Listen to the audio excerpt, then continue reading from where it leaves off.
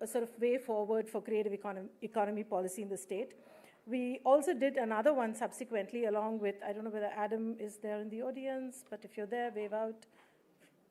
I don't know, okay. So we again partnered with KM Conservatory of Music, and we had a second music roundtable, and our Director of Arts participated, Ruchira, who's here, and we also discussed, we took from that first panel and discussed how policy can be made more inclusive, looking at gender at the heart of policy making, and also looking at inclusive and sustainable practices. So those two reports will be released now, and we are very delighted that we have IAS Officer Mr. Anand here with us to be able to release those reports. The roundtable was a brilliant prelude to the fourth South Asia Regional Conference that we partnered with KM Conservatory. And also, I think the British Council has played a really pivotal role in the G20 culture meetings, where we've been able to work with the Ministry of Culture at the center, also with several state departments to see how we can make a dent into policy making, especially on creative economy and cultural industries. So I will stop there. And Rohan, do you want to sort of come back and... Thank you, Janaka. Do stay on stage. We're very excited for this moment. It's been a year in the making to launch both these reports, as Janaka mentioned. We'd also like to invite Mr. Anand, sir, please join us on stage. Also like to invite Country Director, British Council, Alison Barrett on stage, and Ruchira Das, Director, Arts, British Council on stage to launch this report. Could we have that slide, please? There we go. So you'll find these reports in your packs that you've got, in the bags as well. Feel free to have a look at it.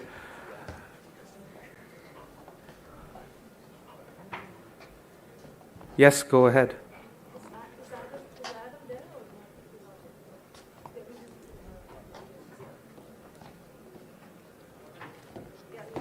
Right in the middle, and you can undo the ribbon to officially launch it. Big round of applause.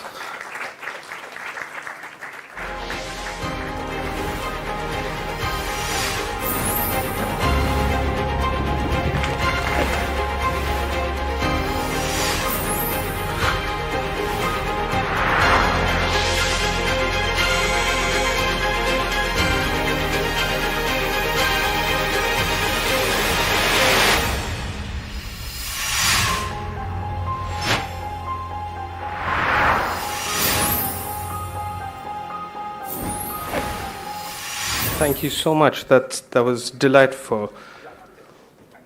We're going to begin session 1, which focuses on craft and tourism at the Center of Sustainable Development. Welcoming and requesting Ruchira Das, who is going to moderate the panel, to stay on stage. And we'd like to welcome our panelists to come on stage as well, because without you, there would be no conversation. Deborah Thiagarajan, Chairperson of Madras Crafts Foundation and Director of Dakshin Chitra. Everyone, feel free to warm your hands. The auditorium's quite cold. Mr. Sriram V, entrepreneur and historian, thank you for being here. Ms. Alison Barrett, who's already on stage, our Director, India British Council, and Ms. Visai Lakshmi Ramaswamy, founder, MRM Cultural Foundation. Thank you so much for being here. And before you start, Ruchira, I'd like to just acknowledge our wonderful sign language interpreters. Thank you for being here. Courtesy access for all. Absolute pleasure to have you all here. Over to you, Ruchira. Thank you.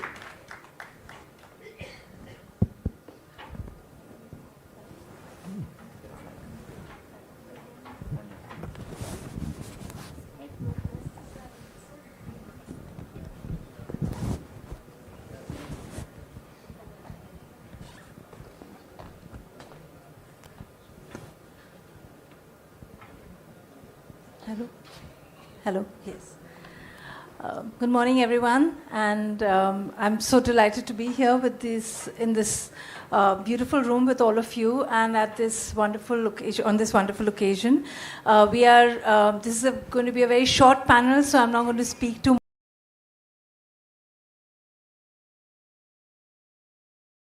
Alison Barrett, if you could start off the session by sharing your thoughts on global thinking around sustainability and how it links to culture, specifically maybe some examples from the UK.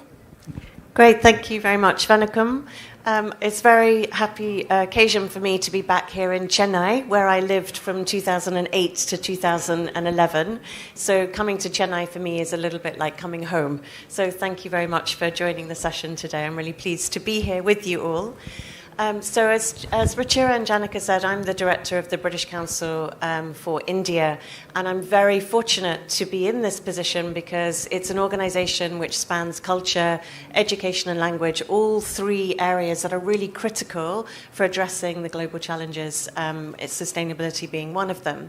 And I say this all the time, so my colleagues will have heard this many times, but I see global issues like the climate crisis. They're not just actually a climate crisis, they're a cultural crisis. They're an educational crisis, and they need solutions from culture and from education in order to really make a difference. And that's why I'm so pleased to be here with you today. So if we don't change our behaviours, if we don't improve our knowledge, if we don't look to solutions, we're not going to achieve the kind of inclusive growth that we're all searching for. So culture-led solutions are absolutely critical to everything we do. We saw that culture is a key driver for the Sustainable Development Goals, very clearly outlined in the G20 Culture Summit Declaration. We saw very clearly from COP28, it's the first time that culture has played a reasonably prominent role at the COP28 discussions, and we hope that it will continue to improve over time. But culture is also absolutely vital for global economies and for local economies. And it's really critical that we think about the ways that culture can drive livelihoods and improve the life chances of young people. So in the UK, 1 in 14 people work in the creative industries, and our recently published creative industry sector vision aims to increase the number of people working in those sectors by 1 million before 2030. We have a huge number of different strategies to do that. I know that in India also the creative sector, I think, is the second largest employer in India, if I'm not wrong. Things like in the UK, the Creative City clusters intervention is a way of trying to increase employability for young people across sectors, but driven by culture. And we know that culture can really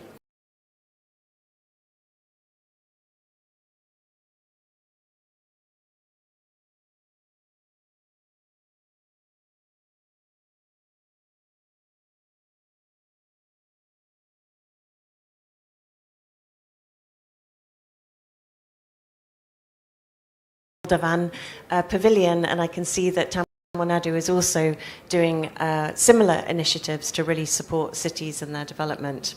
So the British Council, there are 3 things that we're doing, and then I'll hand back over to you, Ruchira. 3 things we're doing. We have a global program called the Climate Connection, which is really putting culture and education at the heart of solutions. We're working with the CBSE to integrate climate and sustainability into the curriculum for grades 6 to 10 across the country. We are launching a new grant scheme called New Landscapes, because we understand that small and medium enterprises are really the lifeblood of innovation across the country, across both our countries. And so we have launched a new grant scheme that will enable young people to apply for funding to support research and development, looking at sustainable fashion. And we are also working with organisations such as Fashion Revolution to map out the sectors in India and the UK to understand where partnerships and collaboration between both our countries can really make a difference. I'm really looking forward to hearing from the panellists and to seeing how we can do more to support this sector to really thrive moving forwards. Thank you. Thank you, Alison. I think solutions from culture is something that we could all do well to keep in mind. I'll move to Dr. Debra Tyagarajan. We all know of the fabulous institution, Dakshina Chitra, and I wanted to ask you, what do you think can be a bigger role for a living museum that connects craft practices and tourism? How can they bring the spotlight on intangible cultural heritage, linking it to the global dialogue on sustainability? Thank you. Is it working, I hope? As you know, museums are great brand ambassadors for countries. And we hope that the creative economy in Tamil Nadu will foster more active visitor-friendly and the internationally renowned museums, because that's what will drive the economy. If you look around the world, museums, and I'm talking about international quality museums, they bring in billions of dollars. They bring in billions of dollars through expanded jobs, through new hotels, restaurants, boutiques, a lot of craft organizations, small manufacturing. And I think that Tamil Nadu has a chance to have that happen also. Museums have a global connection. There are many alliances which bring museums together and help in training, from UNESCO, ICOM, alliances like the American Alliance of Museum and European alliances, and Asian alliances also. And one of the main issues, of course, that museums are looking at today is sustainability. And here I think India has a very good opportunity to be a forerunner in communicating sustainability. We have, of course, through our exhibitions, most of our exhibitions are handmade, so they were made at a time when there was much more importance given to nature. And India is also very lucky that we have so many living, skilled artisans, and that interconnection between visitors and artisans, I think, is very important for stimulating both the artisan and the visitor in appreciation and in more skills. And I think as a museum, one of the things we can do is to be a major platform for workshops and development for artisans, because they will need more e-marketing help. They need help with more materials, different materials, design, packaging. And I think that the Tamil Nadu government should work on really fostering experts who can actually tackle some of these situations. We are a platform already. We have collaborations with a lot of NGOs and women's self-help groups for marketing at the campus. And I hope that, since it's a business thing, I hope that both corporates and Tamil Nadu government looks at how they can utilize craft in their offices and what they can do. We hope that there's a good future for artisans. They are actually one of the main indicators of our culture and our identity. Thank you. Thank you so much. And yes, I think alliances and interconnectedness that you spoke about are such key things to keep in mind. And whether it's between artisans, whether it's national and international connectedness, or, like you said, with the government and the artisans as well. So thank you for sharing your thoughts, Deborah. I'll move to Mrs. Sriram V. What has your experience been in using traditional art form as a tool for education and development? And how do you think the intangible cultural heritage of India can help to address some of the global challenges around sustainability? See, the first thing is that I have never experienced such an encouraging response as I did in anything else that I did other than this activity of telling the story of Tamil Nadu at various heritage forums and walks that I conduct. And I believe that there is a very strong demand for this. People are very curious to know about their stories, their past, and there are people from outside who also would like to know about the story of our region. So I think there is a huge amount of requirement for this kind of thing. But at the same time, when you're looking about sustainability, I guess we are looking at eco-friendliness of the whole thing, and then we are looking at friendliness itself without communal divides, religious divides, fights, etc., etc. And then the third method of how we get across this entire story to a larger public. So, and I think, firstly, I think there is a story out there that needs to be told. That is the first thing. Chennai, for instance, or Tamil Nadu for that matter. Take, for instance, Chennai, the fact that in 375 years, there's not been a single communal riot in this city. We don't have a record of a single inter-community strife. Is this not a story that needs to be told? Sustainability. When you're looking at communities coming and living over here, this is the only city of India where this has not happened, and people have come from everywhere and they have lived happily. Secondly, the first city in the whole country where housing based on community was banned not 100 years ago, in 1730. Chintadripet was that area where people were not allowed to build houses based on community. It had to be communal living on a much larger scale. So these are stories that need to be brought out and told. And in my opinion, the easiest way to go about it is to go on a walking tour of, encouraging people within every locality and every community. You need to have spokespersons to come out from every area. Why can't Thiruvanmiyur have a person? Why cannot Taramani have a person? Today, you go to Pudukkottai, for instance. I was there the last month. So many historic monuments with nobody to tell you a single thing about it. You just walk around, you pick up broken pieces of information that are available on YouTube or on blogs and things like that, and then you piece together a story.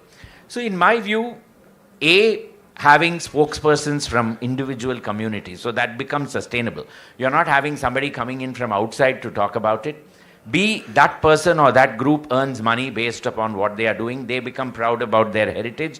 It's exactly what happens in England. Every house has got a blue plaque, then people are proud about the blue plaque, they talk about it, and then gradually, there is a transformation. The same thing needs to be done over here. And thirdly, use the electronic media. Use social media to take forward the story and make sure that it is available in multiple languages for people. I think with this, we've got a winning formula. That's it. Thank you so much. Yes, I think community's role in placemaking is, I think it's wonderful if there are initiatives to recognize community's role in placemaking, and the more we sort of strengthen that, I think there is merit in, bringing them into the mainstream conversation around creativity.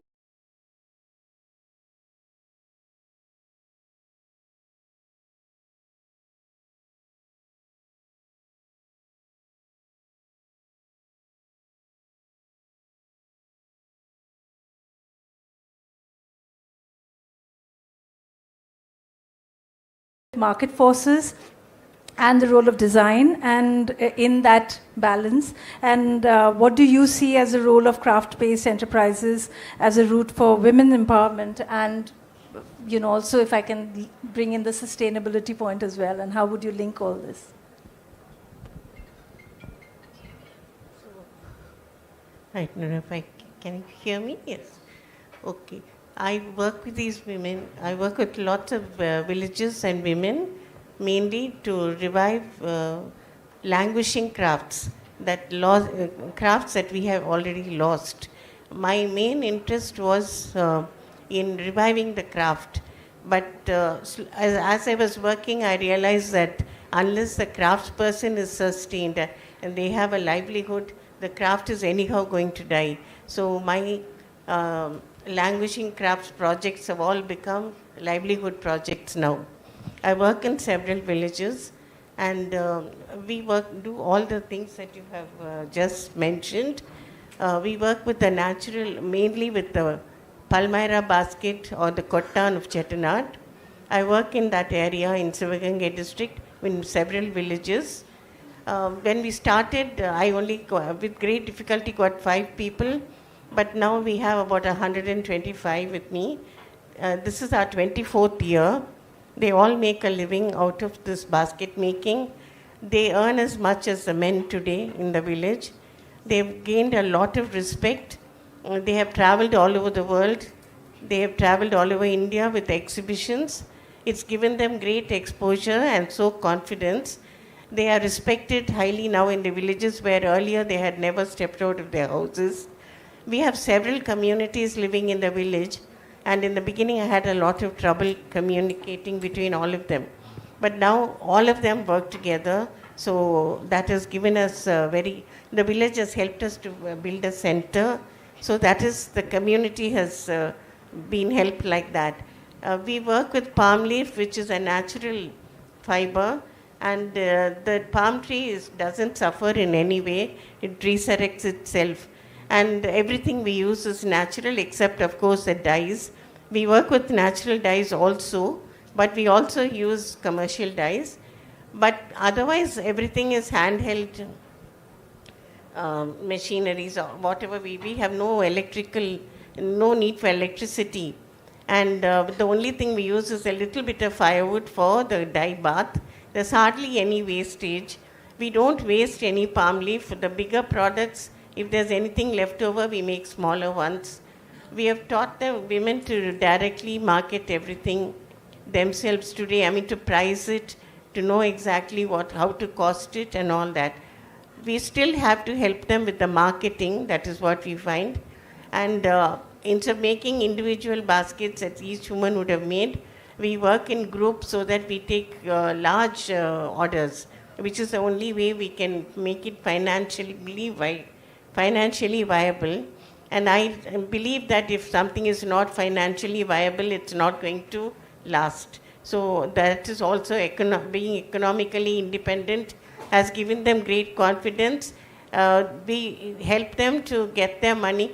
Earlier we were paying them per piece, but now they said, give it to us at one shot because it gets wasted. So now we keep accounts and give them the money on between the 1st and 5th of every month. And it helps them to buy their rations and pay their school fees. And after that, now they are really working well. And we take them on holidays so that they have exposure. So what I feel is that these women, given such nice houses, in a good environment, with good air, good water. There are schools in Tamil Nadu. We have the convenience of good schools nearby, reasonably close, and good primary health centers. The need for them to move into a city doesn't arise if they have the employment where they are.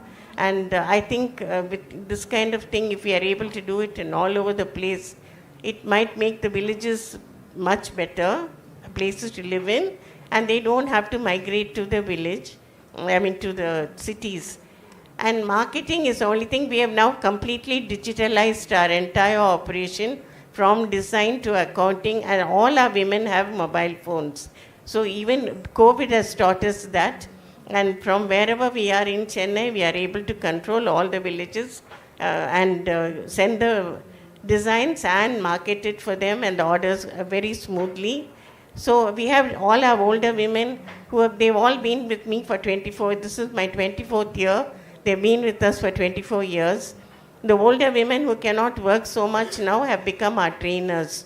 And they go to all the different places. We have 2-wheelers for them to travel from village to village. And we are growing.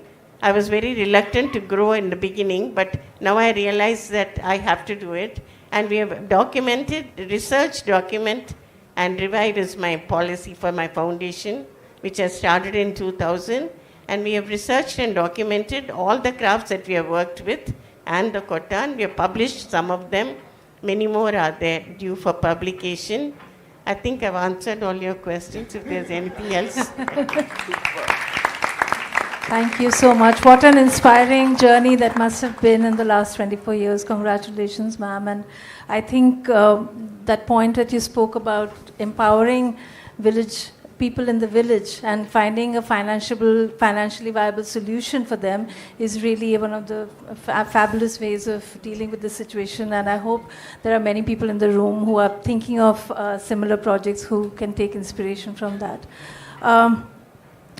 I think it's been really, thank you so much all of you for sharing your views. It's been really wonderful to hear your views where you talk about sustainability, not just from the environment lens, but also from the very important economic lens as well, because one can't exist without the other. Before I ask anything else, I'd like to invite members of the audience. We are very short on time, so we can take 3 questions. And I would request a volunteer to please help with the mic. If you could kindly raise your hand and also indicate who you'd like to ask the question, if it's to someone in particular.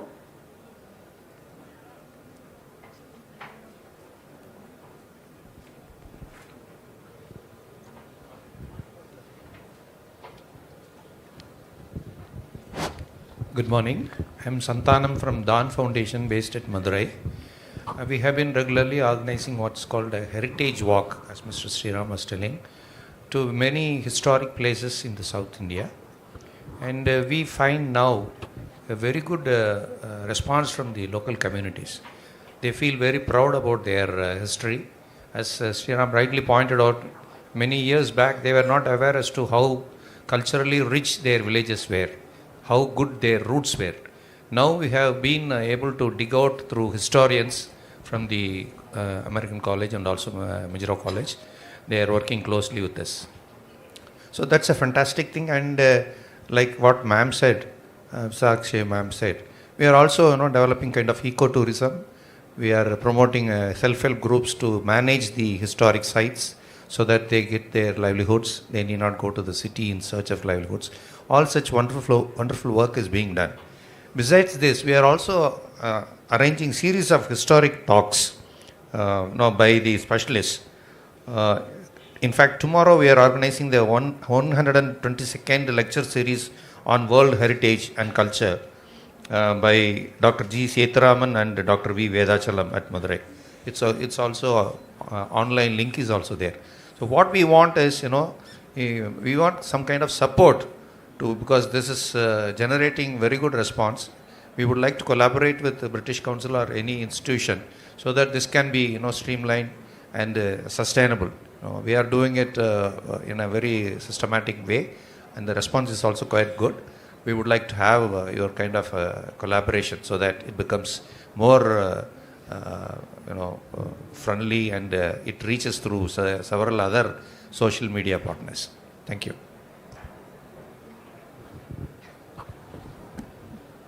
Thanks very much for the information. I think it's great that heritage walks are becoming more and more popular. I go on them regularly in Delhi, where I live.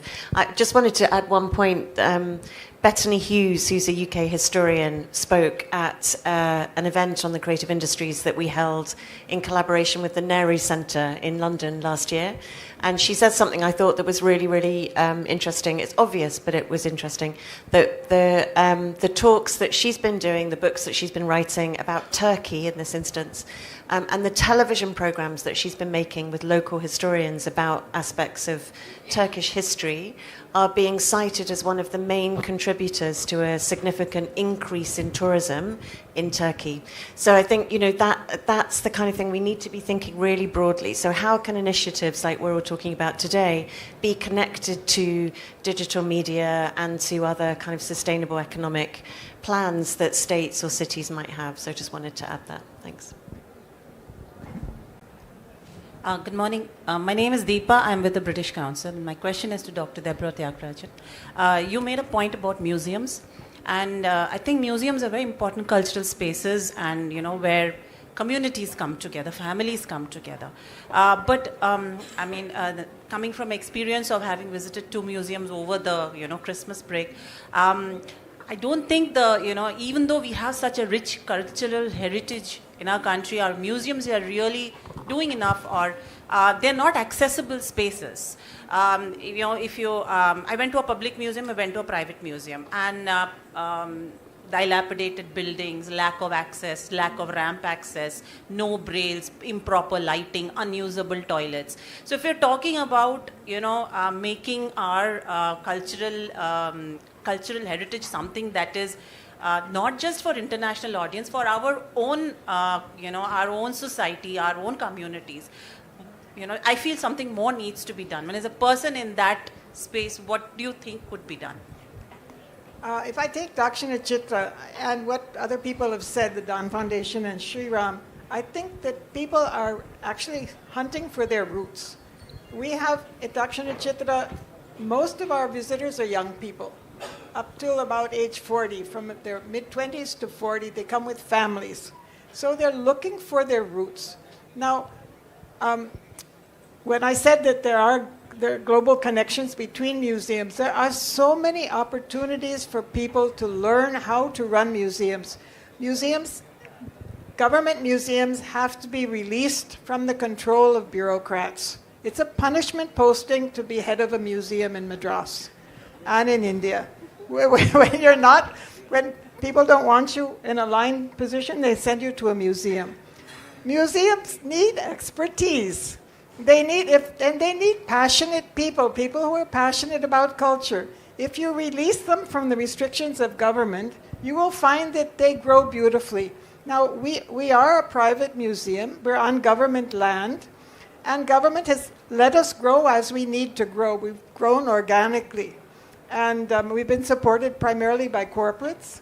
But that's how a museum has to be run. If you have some mentors, some people who are experts who can help you with museums, and what has to be done, you'll find that museums will change immediately. But they have to be released from bureaucratic control and given to the people who know how to run a museum. That's all I can say. It's a slow process. I think it's going on all over India, but that control has to be released. Only then will the toilets be clean, will the exhibitions be beautiful, will it be communicated properly, will there be many programs, and people will do what the public wants, and that's very important. Thank you.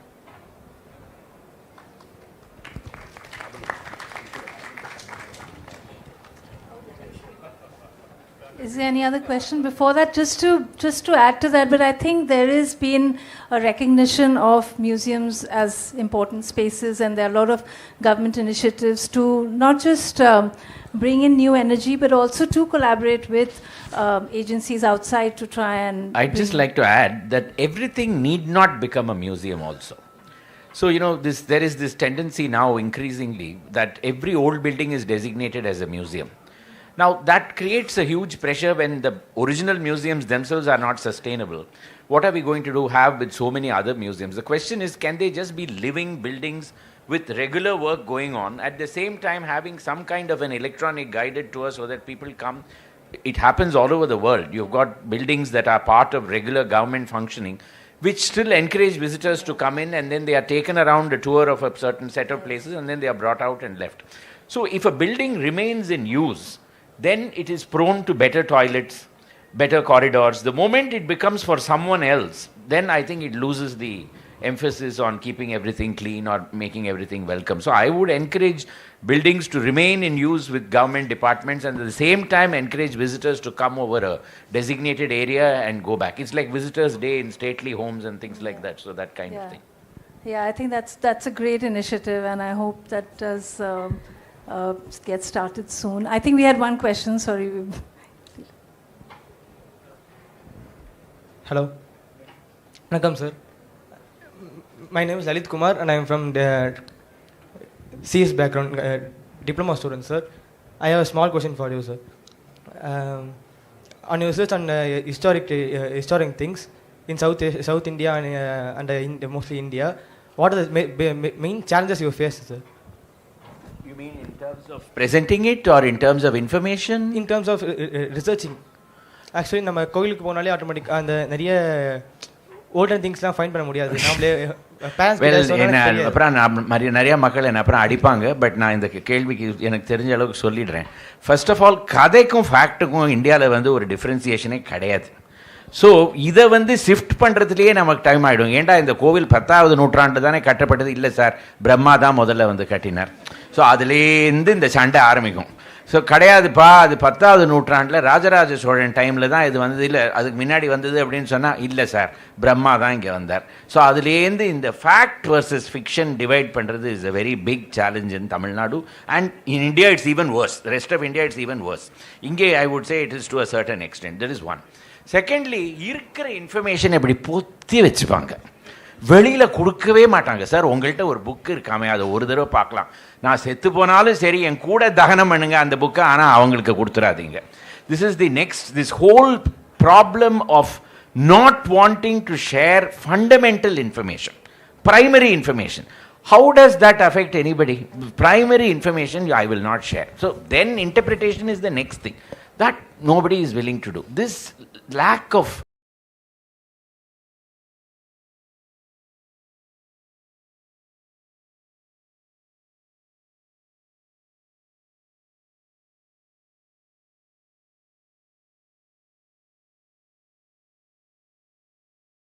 of view completely. So when you start, you begin reading only that, and then slowly you begin to realize that there is an alternate history that is coming up from the ground level. Somewhere you have to match these two and arrive at what you think is your truth. It may not be the truth at the end of the day. So these are the challenges. Thank you. So I'd like to add something to that, please. Yes. No, I find that even when we are doing our craft documentation, I told you we do research, documentation, and then we revive the crafts. Information is there's hardly any information available, And even the oldest people have forgotten everything, and I'm old myself. But there are so many older people who don't know anything. So between the oral documentation that we had and the written documentation we are trying to do now, I don't know how much information is really available. So I'm desperate to just document whatever is available so that we don't lose even this. And from there, I think we just have to, as you said, imagine, because so much is missing and we really don't have much information of the past. I just want to add that two of her fantastic books that Mrs. Vishalakshi Ramaswamy has done. One is Chettiar Heritage, which gives you a complete picture of the entire Chettiar culture starting from one end to the other. And the second one is on the Kotan. As small as the Kotan, such a beautiful book which talks about what little information available.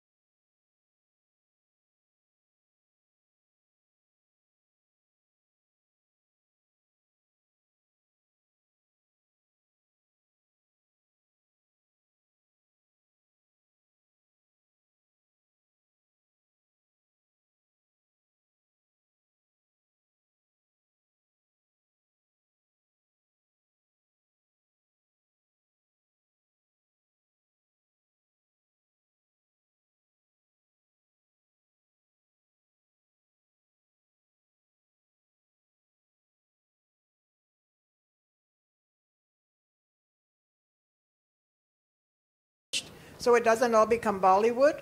And some of them are doing very, very well, but they should be promoted because a lot of cultural, I would say diplomatic excursions and all bring, from other countries, they bring their folk groups with them. And we have wonderful troops, but they need more encouragement. Like artisans, if they don't, as Visalakshi said, if they don't get proper remuneration, if they don't get respect and dignity, the main thing they want is respect and dignity. Then if they get that, they will continue. If they don't, they won't continue their art forms. And that will be a huge loss to the country. So what we do is when lots of students come and work with me in Chettinad, and whenever they come, they stay with me.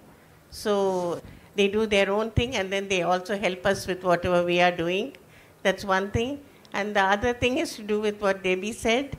like all these folk artists and all of them, it's not